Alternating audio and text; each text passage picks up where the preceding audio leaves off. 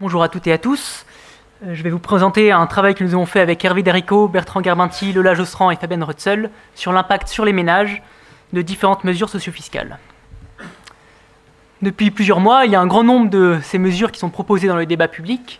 On peut penser par exemple à l'abattement sur les retraites ou encore à des idées d'année blanche socio-fiscale. Et donc l'intérêt de cette présentation, ça va être de choisir certaines de ces mesures et d'expliciter leurs effets budgétaires et ensuite de s'intéresser à leurs éventuels effets indirects. On peut penser par exemple à des interactions entre différents mécanismes socio-fiscaux ou encore à des réponses comportementales à ces mesures. Donc, pour commencer, on va s'intéresser à la mesure phare de la loi de finances pour 2025, la contribution différentielle sur les hauts revenus. Ensuite, nous allons parler des effets directs et indirects d'une hausse de la TVA, avant de finir plus largement sur les effets budgétaires et redistributifs de différentes dans l'exemple d'une année blanche socio-fiscale. Donc pour commencer, nous montrons le graphe que nous présentons à chaque conférence du budget avec l'IPP et qui correspond à l'impact sur les ménages de la loi de finances. Donc cette année, la loi de finances comprend plusieurs mesures à destination des entreprises et d'autres mesures qui sont simplement des mesures d'indexation, donc d'application du statu quo. Donc la mesure que nous représentons ici est la contribution différentielle sur les hauts revenus. Grâce au logiciel de microsimulation Taxip, plusieurs années, nous classons l'ensemble de la population française selon son niveau de revenu, donc son niveau de vie, puis nous le regroupons par centième, et pour chacun de ces centièmes de niveau de vie, nous montrons la variation de niveau de vie induite par cette mesure, donc la contribution différentielle sur les hauts revenus en l'occurrence. Là, ce qu'on voit sur ce graphique, c'est que l'effet est très largement concentré dans la barre la plus à droite, c'est-à-dire pour les 1% de Français les plus aisés, qui voient en moyenne leur niveau de vie diminuer de 0,65%. Maintenant, on va un peu plus plonger dans les détails de CDHR pour mieux la comprendre. Donc tout d'abord, comme son nom l'indique, la contribution différentielle sur les hauts revenus est centrée sur les foyers fiscaux avec les revenus les plus importants, donc grâce à un seuil de revenu fiscal que ces foyers fiscaux doivent dépasser pour pouvoir y être assujettis. Par exemple, un célibataire ne peut payer une CDHR que si jamais son revenu fiscal est supérieur à 250 000 €. En tout, il y a 66 000 foyers fiscaux donc, qui dépassent ce seuil. Ensuite, quand elle s'approche, elle est proche d'un taux minimal d'imposition sur le revenu de 20%. C'est-à-dire que les foyers fiscaux qui sont en dessous de 20% de ce seuil de taux d'imposition vont devoir payer une CDHR pour atteindre 20% de taux d'imposition en tout. Cependant, il y a certains mécanismes qui atténuent un peu cette règle. Donc par exemple, les foyers fiscaux qui sont très proches du seuil vont se voir appliquer une décote. Les foyers fiscaux avec plusieurs personnes vont avoir droit à un forfait familial. Et enfin, il y a certains crédits réduction d'impôt qui vont être comptabilisés comme des impôts payés dans le calcul du taux d'impôt. Donc, après prise en compte de tous ces effets, notre modèle de microsimulation, nous estimons que 16 000 foyers fiscaux vont être redevables de la CDHR, pour un rendement total que nous estimons à 1,2 milliard d'euros. La question qu'on peut se poser à ce stade, c'est pourquoi est-ce que ces foyers fiscaux qui sont très aisés se retrouvent à payer un taux d'imposition inférieur à 20%? Et pour le comprendre, il faut aller regarder du côté de leurs revenus. C'est ce que nous faisons dans ce graphique, dans lequel nous divisons en plusieurs catégories le revenu fiscal. Cette division pour l'ensemble de la population, et on voit que le revenu net imposable est très largement majoritaire parmi l'ensemble de ces revenus.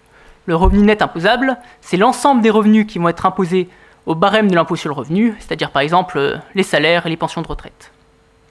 Maintenant, si jamais on se concentre sur les foyers fiscaux qui sont au-dessus du seuil de la CDHR, mais qui ont déjà un taux d'imposition supérieur à 20%, et donc qui ne vont pas avoir besoin de la payer, on voit apparaître deux nuances de rouge, qui sont les revenus qui sont imposés au prélèvement forfaitaire unique. Le prélèvement est donc un prélèvement qui s'applique uniquement sur les revenus du capital et qui est de 12,8% au titre de l'impôt sur le revenu. Donc il y a une partie qui est formée de prélèvements sociaux et qui n'est pas utile pour le calcul de la CDHR. Et donc ce prélèvement forfaitaire unique ou PFU commence à apparaître pour ces hauts revenus. Et maintenant, si on regarde uniquement les foyers fiscaux qui, à la fin, vont devoir payer une CDHR, on voit que ces revenus au PFU deviennent très largement majoritaires, notamment une augmentation importante des plus-values. Au contraire, le revenu net imposable ne forme plus que 10% de l'ensemble des revenus. Et donc, cette hétérogénéité dans les différents revenus va se refléter dans l'imposition qui va être payée par ces foyers fiscaux. C'est ce qu'on voit ici, dans lequel on montre donc les différents types d'impôts sur le revenu payés par les foyers fiscaux. On peut voir que, à la fois pour l'ensemble des foyers et pour les foyers fiscaux qui sont au-dessus du seuil sans avoir à payer de CDHR, le revenu au barème qui est très largement majoritaire, cependant à des taux différents. En effet, le barème de l'impôt sur le revenu est progressif, et donc les foyers fiscaux les plus aisés vont payer un taux bien plus important que les autres. Donc ici, on est autour de 30% pour les hauts revenus, alors que sur l'ensemble des foyers, on est plutôt à un taux d'imposition autour de 3% en termes de revenu fiscal. Enfin, si jamais on regarde les foyers fiscaux qui vont devoir payer la CDHR, on voit que l'impôt principal qui paye est le prélèvement forfaitaire, 12,8% au titre de l'impôt sur le revenu, et donc on a abouti à un taux d'environ 14,2% avant CDHR. Et justement, le principe c'est que cette CDHR va se rajouter par-dessus ces différents revenus pour atteindre en tout un taux de 18,9% d'imposition. Donc la CDHR réussit effectivement son objectif qui est d'homogénéiser parmi ses plus hauts revenus les taux d'imposition. Cependant, quelques questions sur son efficacité complète. Donc on a vu tout à l'heure que les plus-values étaient très importants parmi les revenus des personnes qui vont devoir payer cette CDHR. Or, ces plus-values sont plus faciles à reporter d'une année que par exemple des salaires ou des pensions de retraite. Donc on peut s'attendre à ce que certains foyers fiscaux modifient le moment de la réalisation de leur plus-value pour éviter d'avoir à payer cette CDHR. De plus, spécifiquement pour les revenus les plus aisés, le revenu fiscal n'est qu'une mesure imparfaite, et c'est pour cela qu'il y a plusieurs mesures qui ont été proposées dans le débat public, donc similaires à la CDHR mais sur des bases plus larges. Donc soit en rajoutant au revenu fiscal d'autres revenus, donc par exemple on peut penser aux revenus stockés dans des assurances-vie ou à des revenus stockés dans des holdings, soit en se basant directement sur le patrimoine. Donc en résumé, la CDHR essaye de prendre en compte les des foyers fiscaux les plus aisés, et y parvient, mais avec cependant quelques limites qui sont conservées. Et nous allons maintenant passer à la partie sur la TVA avec Hervé.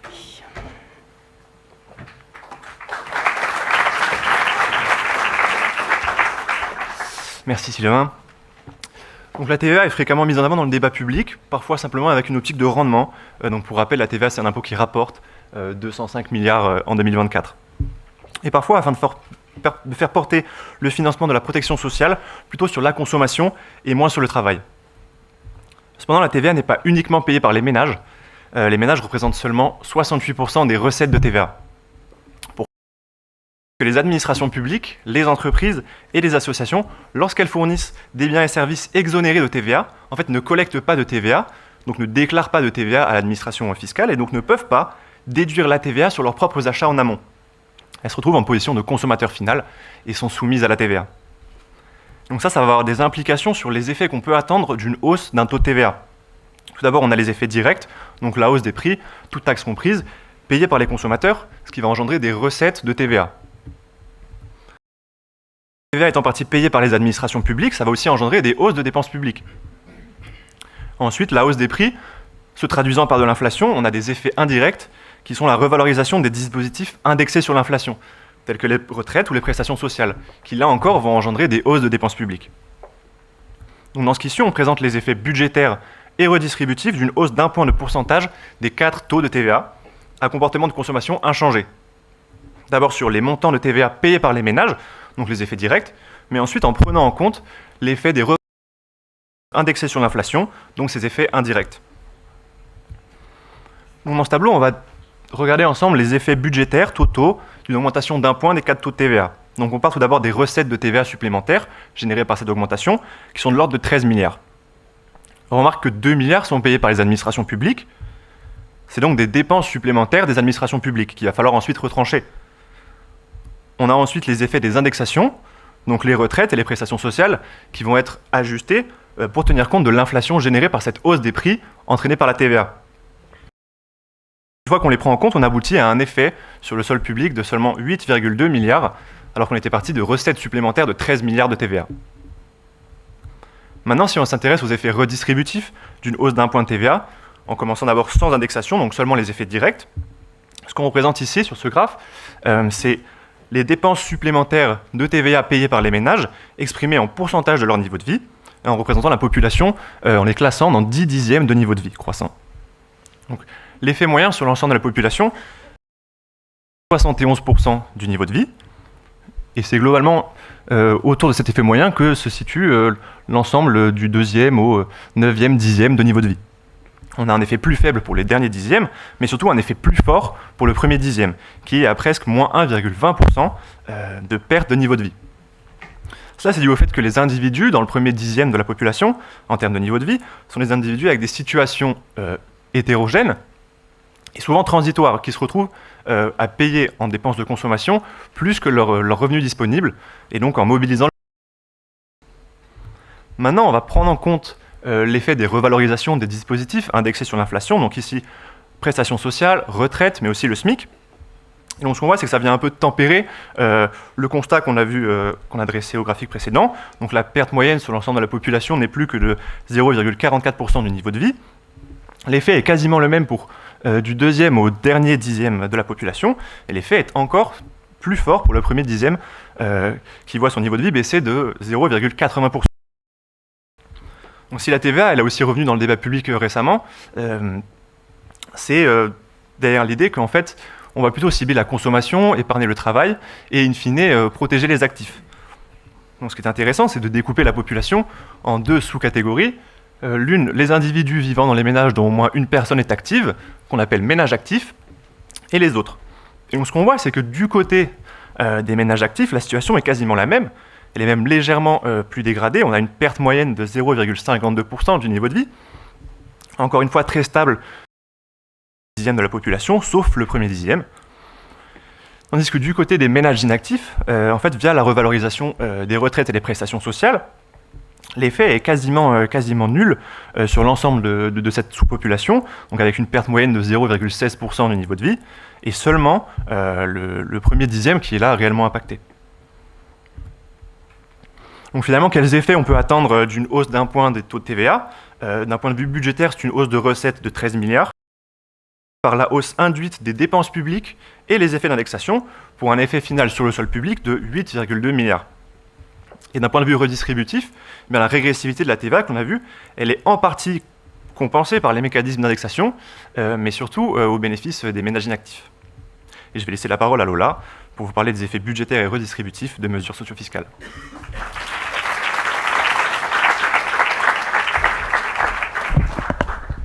Merci Hervé. Donc, mes collègues vous ont présenté les effets de la contribution différentielle sur les hauts revenus et aussi les potentiels effets d'une hausse de la TVA. Mais dans ce rapport, on a également analysé les potentiels effets d'un ensemble de mesures socio-fiscales qui sont souvent ou actuellement évoquées dans les discussions budgétaires pour 2026. L'objectif de ce travail est d'apporter un éclairage qui soit utile aux citoyens et décideurs publics sur les arbitrages qu'il existe entre les effets budgétaires et l'impact redistributif sur les ménages.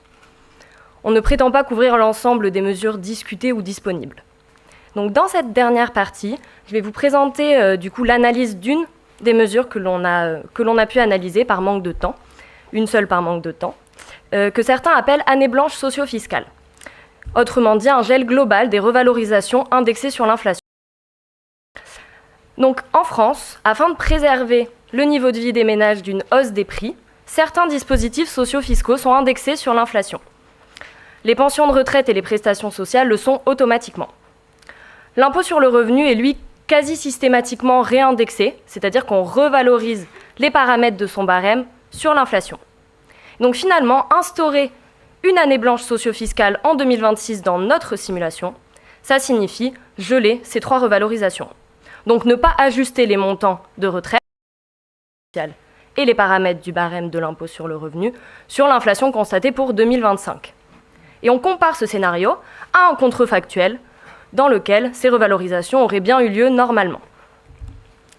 Donc afin d'analyser les effets de cette mise en place, on a besoin de deux hypothèses principales dans notre simulation. Tout d'abord, un taux d'inflation à 1,3% pour 2025, qui est basé sur la dernière estimation de la Banque de France. Et d'autre part, on ne gèle pas les retraites complémentaires, qui correspondent environ à un tiers des montants de retraite totaux versés, que les retraites de base dans notre gel des retraites. Donc finalement, la mise en place d'une année blanche socio-fiscale en 2026, dans notre simulation, on obtient une amélioration du solde budgétaire de 5,7 milliards d'euros, dont 4,3 milliards d'euros de baisse de dépenses publiques, avec 3 milliards de baisse de retraites versées et 1,3 milliard de baisse de prestations sociales versées, mais aussi 1,4 milliard de hausse de recettes publiques avec l'impôt sur le revenu. On va parler des effets budgétaires, on va regarder l'impact redistributif sur les ménages d'une telle mesure. Donc, en raison des interactions qui existent entre les différents dispositifs, le gel global, autrement dit l'année blanche, n'est pas équivalent à la somme des effets qu'on aurait pour les 3 gels pris séparément. Par exemple, lorsque l'on gèle les pensions de retraite sans geler le barème de l'impôt sur le revenu, on observe une baisse des recettes d'impôt par rapport à une situation où les retraites n'auraient pas été gelées et auraient donc... Donc ici, sur cette figure, ce que vous observez, c'est bien l'effet redistributif du gel global sur le niveau de vie des Français, décomposé en 3 composantes, les pensions de retraite, les prestations sociales et l'impôt sur le revenu. Donc ce qu'on peut observer, c'est que le gel global, il va avoir un effet relativement homogène sur les pensions de retraite, que vous voyez en haut du graphique en bleu, alors que l'effet sur les prestations sociales, il va être largement régressif, que vous pouvez observer en jaune juste en dessous. Et enfin, l'effet sur l'impôt sur le revenu, en dessous, il va être, lui, progressif et il va venir atténuer en partie seulement la régressivité qui a été introduite avec l'effet sur les prestations sociales. Donc finalement, la mise en place d'une année blanche socio-fiscale en 2026, on voit que ça va affecter tous les centièmes de niveau de vie, avec une baisse moyenne de niveau de vie de 0,38%, mais avec un impact qui va être beaucoup plus fort pour le quart inférieur de la distribution. Pour conclure, si vous voulez aller plus loin, on vous invite à lire le rapport en entier. Vous trouverez l'analyse de l'ensemble des mesures travaillées, avec par exemple la suppression de l'abattement sur les pensions de retraite ou les effets potentiels d'une hausse de la CSG ou des taux de l'impôt sur le revenu, avec à chaque fois les arbitrages entre effets budgétaires et impact redistributif. Merci à tous. On a maintenant 15 minutes pour prendre des questions avant d'avoir un petit rafraîchissement pour vous permettre de boire un coup avant les autres présentations. Donc, il y a des micros qui vont circuler dans la salle. Je vous propose de lever la main, de vous présenter, de poser votre question. Je vais essayer de prendre plusieurs questions à la suite, de les dispatcher aux auteurs respectifs et on essaye comme ça de faire 15 minutes avant d'aller boire un verre. Alors, une main se lève, Henri Sterdignac, je vous ai reconnu. Présenter. D'autres questions là-bas? Bien sûr, j'ai été extrêmement heureux de l'ensemble de ces présentations qui complètent de façon importante nos dispositifs de connaissance des politiques budgétaires. Cependant, j'ai été un peu gêné par la deuxième présentation. Je n'ai pas très bien compris pourquoi c'est crédible, pourquoi le plan du gouvernement est crédible, un plan où on aurait une croissance de 1,2-1,3% par an, malgré chaque année des efforts de l'ordre de 0,7% du PIB. Qu'est-ce qui peut... Effectivement, cette politique budgétaire ne va pas nuire à l'activité. Ensuite, il y a une hypothèse fondamentale, un résultat fondamental du modèle qu'il faudrait quand même, qu'on peut mettre en doute, c'est l'idée que lorsqu'on baisse les pensions de retraite et les pensions de chômage, les gens du coup travaillent plus, alors qu'on pourrait dire mais non, la retraite et le chômage c'est une récompense en plus du salaire, donc si on baisse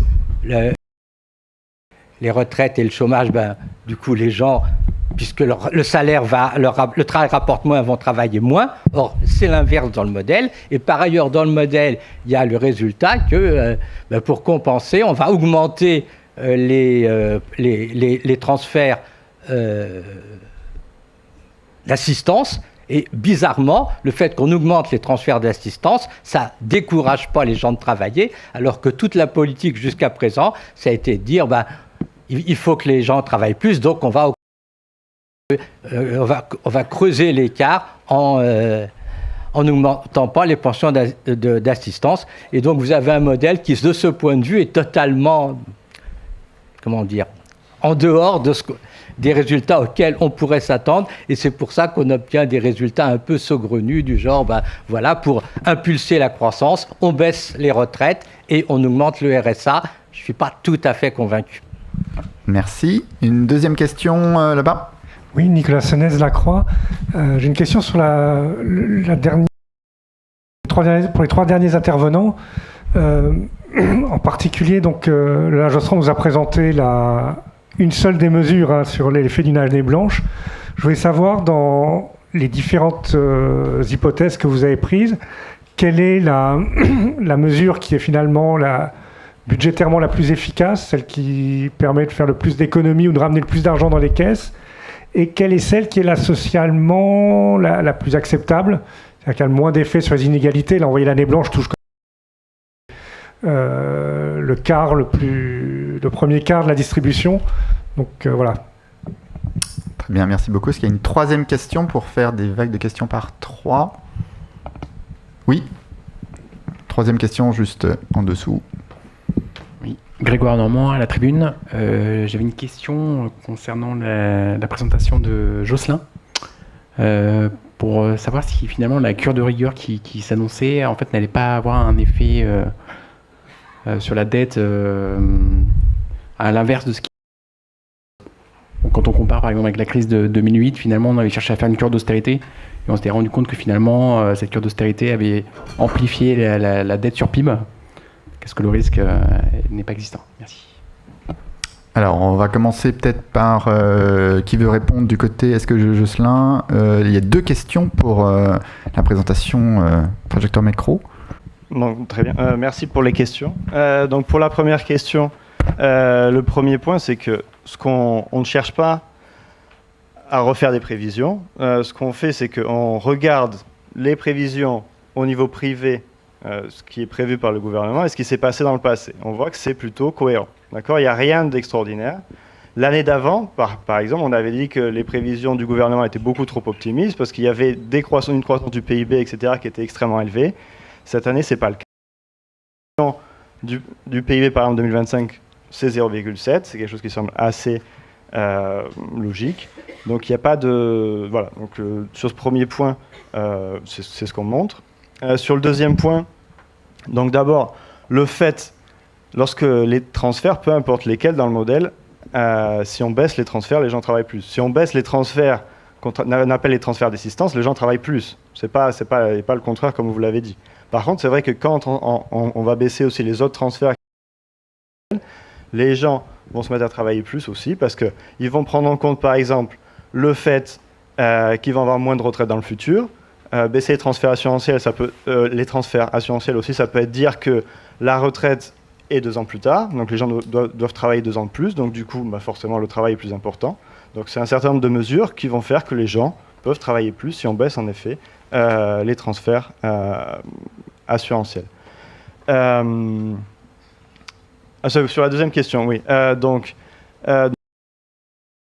dont j'ai parlé notamment au début, donc en effet, il y a un certain nombre de mesures, si elles sont mises en place, si on baisse un certain nombre de dépenses, qui peuvent amener à une forte baisse du PIB.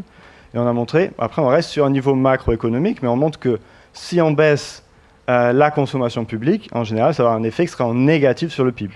Mais malgré tout, les montants sont tellement importants que finalement, l'effet sur le PIB est plus faible que l'effet sur la dette à chaque fois. D'accord ? Donc, après, si on baisse les transferts, on voit que c'est plutôt positif. Mais donc, même si, lorsqu'on baisse les dépenses de consommation du gouvernement négatif sur le PIB, c'est pas suffisamment important pour amener à ce que, en tout cas, ça amène toujours à une baisse du ratio dette sur PIB. Voilà. Lola, peut-être pour la question sur les différentes mesures qui ont été estimées. Bonjour. Du coup, déjà, pour parler de l'année blanche, donc là, le choix qu'on a fait de présenter ici l'année blanche, c'est vraiment parce que c'est la mesure qu'on a beaucoup entendue ces derniers temps, et donc on voulait un peu un peu en parler. Et en plus, c'est une mesure qui nous permet de parler des interactions des différents dispositifs. Et donc bien de montrer qu'il ne faut pas prendre les mesures les unes indépendamment des autres et bien regarder ce qui se passe quand on prend la globalité de ce que l'on veut mettre en place. J'aurais du mal à répondre à la deuxième partie sur quelle est la mesure la plus importante en termes d'effets budgétaires ou laquelle est la moins importante en termes d'effets redistributifs, puisque ici l'idée c'est vraiment de faire des mesures qui soient illustratives. Donc tout dépend de ce qu'on choisit comme paramètre. On dit qu'on modifie un taux, mais voilà, quel taux est-ce qu'on décide de modifier? Est-ce qu'on décide de modifier 3%, avec quelles autres mesures on le combine? Donc j'aurais du mal à répondre à ça. Ici, c'est vraiment l'objectif n'est pas de faire des propositions, mais d'illustrer les potentiels effets qu'on pourrait retrouver. Merci. Peut-être pour compléter sur ce point-là, c'est que dans les mesures qu'on a simulées, les mesures qui vont rapporter d'un son budgétaire vont être des mesures qui vont toucher largement une grande partie de la population. Si vous touchez de façon très forte, par exemple les prestations sociales, vous n'allez toucher qu'une petite partie de la population, et même si cette partie de la population va être fortement impactée, l'effet budgétaire net est forcément limité par rapport à d'autres mesures si vous augmentez un point de CSG pour l'ensemble des revenus et qui est mécaniquement beaucoup plus large et qui va toucher l'ensemble des personnes ayant des revenus. Mais voilà, vous pouvez regarder l'ensemble de ce qui est simulé dans le rapport ou qui montre un peu des exemples différents qui peuvent être pensés qui sont assez illustratifs, un petit peu des arbitrages qui sont posés lorsqu'on cherche à faire des mesures socio-fiscales. Alors, est-ce qu'il y a d'autres questions qui ont... Oui, Hélène Paris, je vous ai aussi reconnu. Et n'hésitez pas à me lever la main pendant que je vois s'il y a d'autres questions qui...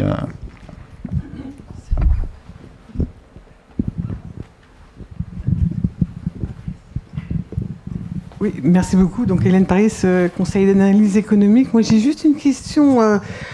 Si j'ai bien compris, la mesure des effets budgétaires et redistributifs des mesures socio-fiscales qui ont été présentées à la fin sont évaluées à comportement inchangé économique. Du coup, je me demandais est-ce que vous avez eu l'idée de faire dialoguer vos travaux de microsimulation avec les modèles macroéconomiques pour avoir une vision plus bouclée des choses? Merci pour cette question, très pertinente. Mais on va prendre une deuxième qui va me laisser le temps de réfléchir. Bonjour, Stéphane Loignon aux Échos. Il y a un point que je n'ai pas bien compris sur le calcul du tendanciel. J'ai noté que vous donniez un tendanciel agrégé de 12,5 milliards d'euros pour l'an et une consolidation qu'on voudrait de 27,5, le tout faisant 40 milliards. Et récemment, la ministre du Budget a indiqué que les dépenses publiques devaient passer de 1695 milliards cette année à 1750 milliards l'année prochaine. Donc j'avais compris que ça voulait dire un tendanciel de 55 milliards, quoi, et pas de 12,5. Donc j'aimerais bien que vous puissiez réconcilier un peu ce qu'ils ont dit et la manière dont vous le calculez. Merci. Et alors une troisième et une quatrième. Alors on va prendre 4 questions. Merci. Je voulais revenir sur le frein budgétaire légal. En termes de réalisme, ça me semble assez difficile à appliquer. C'est-à-dire qu'on est en novembre, on voit que les dépenses ont atteint le maximum autorisé. Qu'est-ce qu'on fait? On ne verse plus les retraites, on ne verse plus le RSA. Je ne comprends pas trop le principe même en réalité. Voilà. Merci Christophe. Une quatrième question. Oui, bonjour Rémi Nerfeuille, je suis professeur de SES. Je voulais revenir juste sur l'histoire de la CDH. J'ai pas très bien compris. Enfin, je trouve que ça aboutit vraiment à un taux d'imposition qui paraît relativement bas. Enfin, est-ce que vous pouvez repréciser comment ça s'articule, par exemple, avec les travaux que vous avez publiés précédemment là, sur le taux d'imposition des milliardaires? Enfin, comment le taux d'imposition est calculé dans le cas de la CDHR ici? Merci beaucoup. Alors, je vais prendre la première question d'Hélène. Donc, oui, je confirme. Ce qu'on fait à l'IPP, là, sur ce qu'on vous a montré, c'est vraiment le calcul de micro-simulation mentale. Donc les effets, on va dire, du lendemain, sans avoir d'effets. On essaye de discuter dans le rapport de façon qualitative ce qu'on sait ou pas de possibles mesures comportementales. Et oui, dans le monde idéal, on aimerait être capable de faire la réponse comportementale telle qu'elle est estimée de façon micro, le bouclage macro qu'elle peut ensuite entraîner, de le faire de façon très cohérente. Aujourd'hui, très honnête, on n'est pas capable de le faire. On a de grands espoirs d'essayer de et à le faire de façon un jour, mais aujourd'hui, je pense qu'il faut avouer qu'on en est encore assez loin, de simplement d'arriver à bien rendre de façon cohérente finalement les approches qui sont, par construction quand même un peu différentes de la granularité du modèle de microsimulation par rapport à la façon de modéliser de façon plus macro. Mais je prends la critique de façon... Le point c'est... Non, mais je pense être tout à fait juste. Bon, je prends l'invitation au progrès. Laurent, peut-être pour la réponse sur le... Oui. Donc la question, elle est très importante. Elle est au cœur finalement de ce qu'on dit, qui est que finalement le niveau de détail qu'on a sur le scénario envisagé de solde si on ne faisait rien est encore un peu imprécis à ce stade, avec des informations supplémentaires fournies très récemment. 5 milliards, ils sont faciles à retrouver. Pourquoi ? Parce que là, il s'agit de la consolidation budgétaire. Le passage de 5,4% de déficit pour 2025 à 4,6% en 2026. Donc 0,8% que vous appliquez au PIB d'environ 3 000 milliards, vous avez quelque chose de l'ordre de 27, 28 milliards d'euros. Donc la différence, ce sont ces 12,5 qui peuvent être une combinaison d'une évolution des dépenses. Par exemple, il peut y avoir un sujet sur la comptabilisation de certaines mesures qui avaient été mises en place dans le PLF 2025 et qui, mécaniquement, ne seraient pas renouvelées en 2026. Par exemple, la taxe sur les bénéfices, la taxe exceptionnelle sur les bénéfices des sociétés. Donc, mécaniquement, si on a des dépenses en moins, pour avoir un tendanciel de 12,5% en net, il faut avoir une dépense supérieure aux 12,5%. Donc mais le chiffre de 27,5, c'est un chiffre qu'on retrouve mécaniquement lorsqu'on dit vouloir passer de 5,4 à 4,6%. On n'a que 27,5 en faisant ce chiffre de consolidation budgétaire. Et du coup, question sur le frein budgétaire pour Sylvain.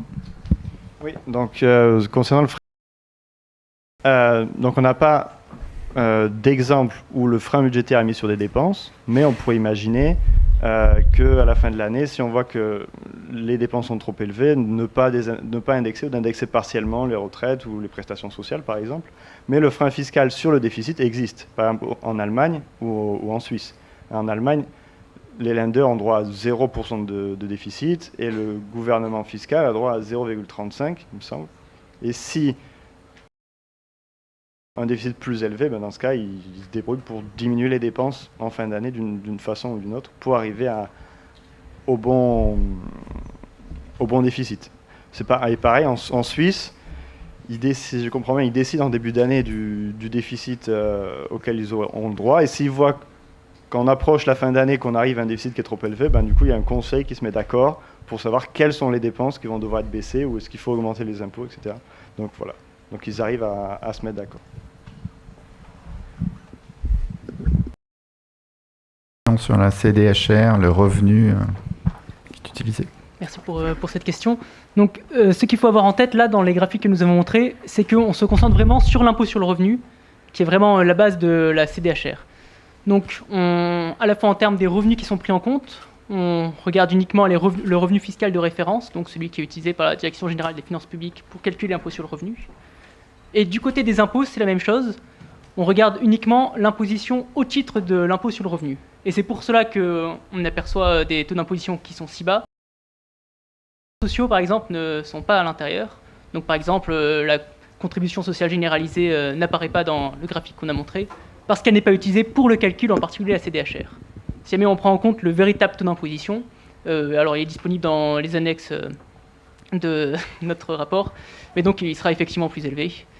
Et là, on a vraiment voulu se mettre dans ce cadre de l'impôt sur le revenu pour expliciter cette mesure et pas pour faire des recherches plus approfondies sur ce qui est la bonne notion de taux d'imposition. Et pour compléter par rapport à une autre publication qu'on a fait il y a 2 ans en juin, donc là, on avait utilisé une autre mesure du revenu, c'est-à-dire un revenu économique qui inclut pas uniquement le revenu fiscal, c'est-à-dire ce que les ménages déclarent au terme un impôt sur le revenu, mais également l'ensemble des revenus dits économiques, dont par exemple des profits qui peuvent être contrôlés par un ménage via le contrôle de leur entreprise ou ne sont pas distribués, d'où le fait que pour les très très fins nombre de personnes à très haut patrimoine qui détiennent une grosse partie de ce patrimoine au sein d'une entreprise, ce revenu économique est beaucoup plus grand que le revenu fiscal de référence qui est là utilisé dans l'étude. Voilà.